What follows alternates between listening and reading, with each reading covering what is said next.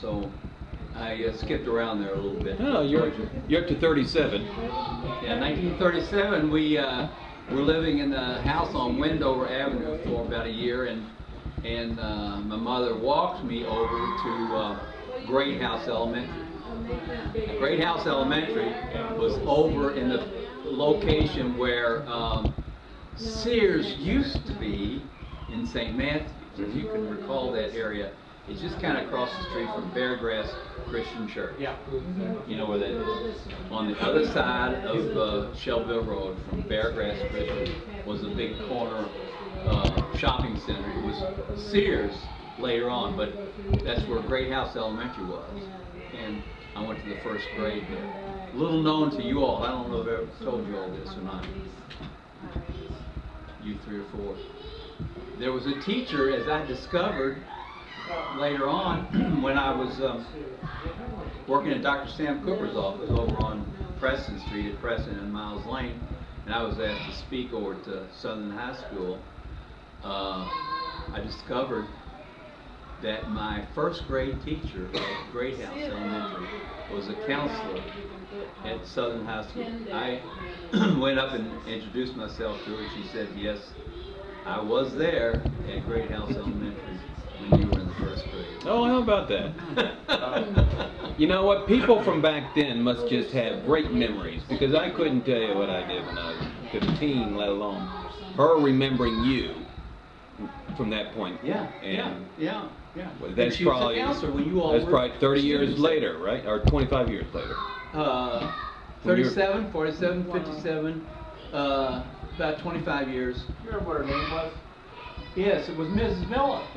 She was Miss Miller. I don't think she ever got married. Miss Miller. I've got a picture. Miller. Huh? Miss Frances Miller. Frances Miller. I have a picture of her. I just remember the name. I believe that's She was right. like Yeah. a spinster. Yeah, right. She was short. She wasn't particularly tall. But I had her as a counselor at Southern. I've got a first grade picture of us as a group in our first grade class on the steps of Great House Elementary, and she's in the picture. Yes, Yeah. I had her as a high school counselor. How about that? Wow. That was 37, 47, 57. So it was about 20, 25 or so years later when I ran into her again.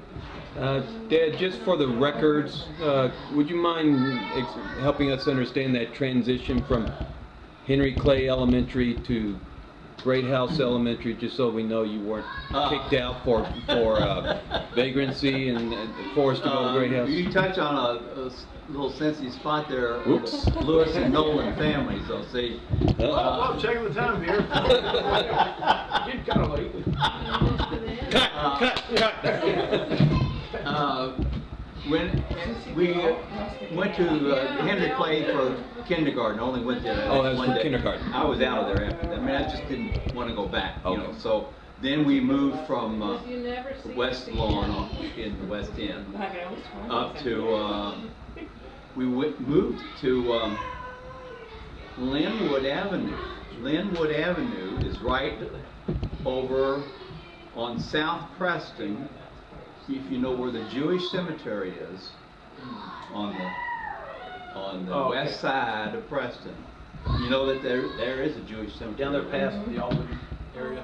Out there where John White Brown had his first Kentucky Fried Chicken. Oh, yeah, no. Anyway, Can we clarify that with Indian Trail? Is that anywhere no, close? no. Indian Trail is way out. No, this is just about 3 blocks south of Eastern Parkway. Okay. Okay. Thank you. It's Linwood, and we lived there when I was like 4. Let's see, no, I must have been there before I went to West Lawn, because at West Lawn I was 5. And I think I was younger there. So I may have lived on Linwood before the West End. Okay. Shifty No, people. I tell you, excuse me. Holy cow. I lived on West Lawn like when I was about 5, and Linwood, it must have been like when I was 4, because Beverly's just a little tiny tot. In the picture, there's a picture somewhere of the 2 of us on the backyard at Linwood Avenue, and then we went from Linwood to probably West Lawn for about a year, and then we moved up to Wendover Avenue in St. Matthews. And we were there for about a year.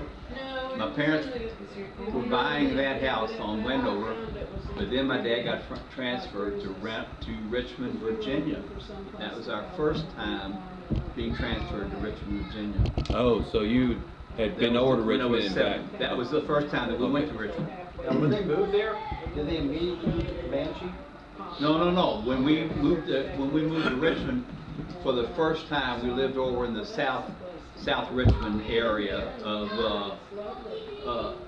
which is an area that's pretty much north of downtown Richmond, where the dental school is and those places. North of there is the Highland Park, is what it's called, Highland Park area, and there were a couple of places where we lived over there. One was a house and one was an apartment. And we lived in Richmond for about a year. I don't know how we could live in 2 different houses in a year's time, but when I was I was first grade at Great House, so 2nd or 3rd grade in Richmond. Okay. Then we got transferred out of Richmond back to Knoxville, Tennessee, Oh. when I was about 9. I think it was 8 or 9. Lived in Knoxville, Tennessee. It's called Fountain City, Tennessee. It's just a suburb of Knoxville, Tennessee. We lived there for about an hour. And then the sheriff found out we were A year. Now, then we moved back from there to Louisville, and we had to take temporary lodging with Aunt Marion and George at this time on Grinstead Drive, right across the street from Cayville Cemetery. There's a big, large apartment building that goes back pretty deeply.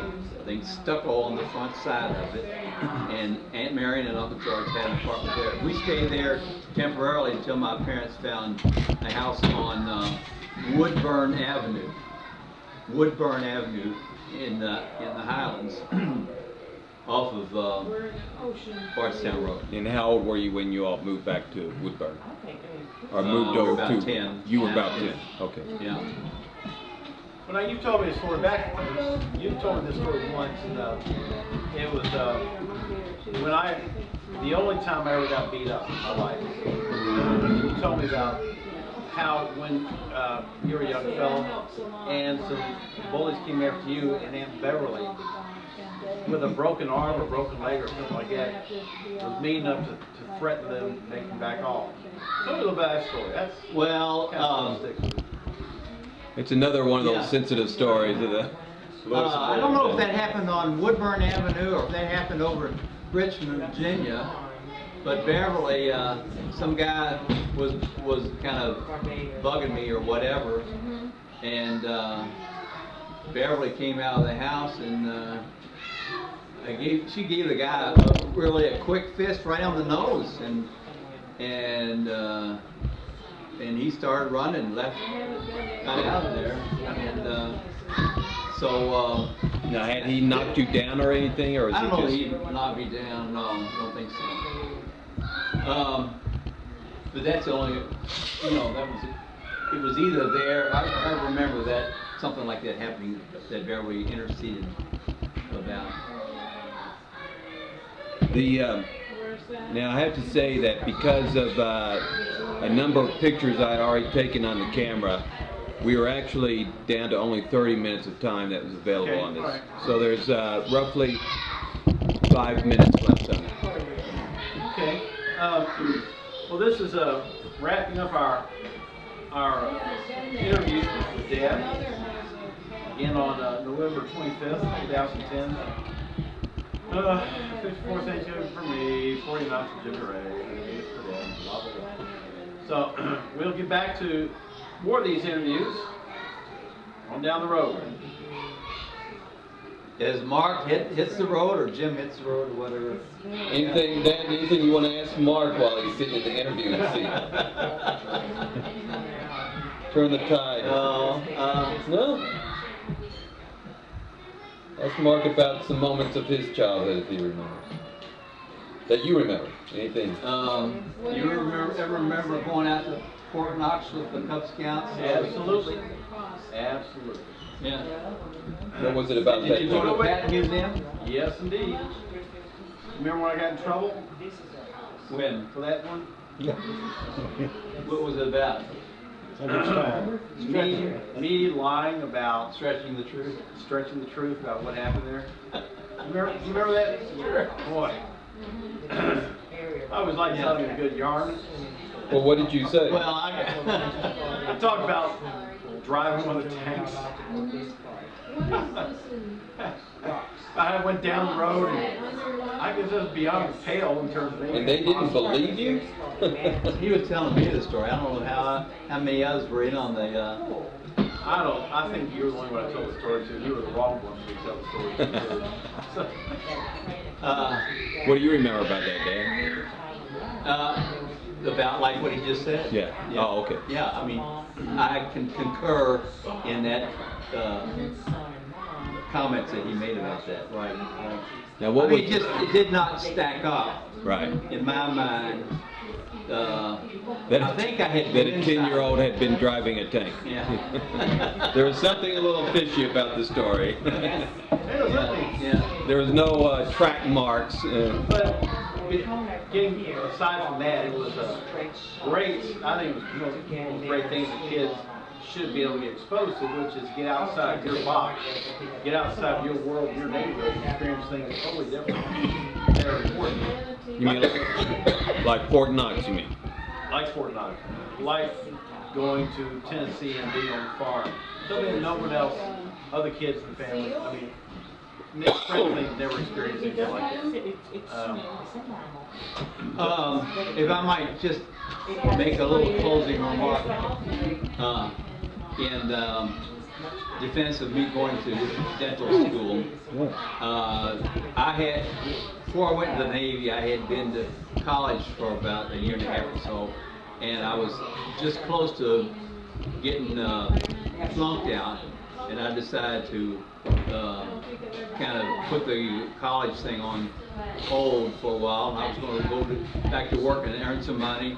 Well, that was the perfect time for the Navy Reserve to see that I was not actively pursuing a college education or whatever, so they called me in for the Korean War thing. So I went to boot camp and went through boot camp and took some naval classes, aviation classes, to sort of start toward a career in the Navy. But I was only in the Navy for about 22 months. But my mother asked me shortly before I was getting ready to be mustered out, so to speak, that what do you think you want to take up when you go back to college, you know, after you get out of the service?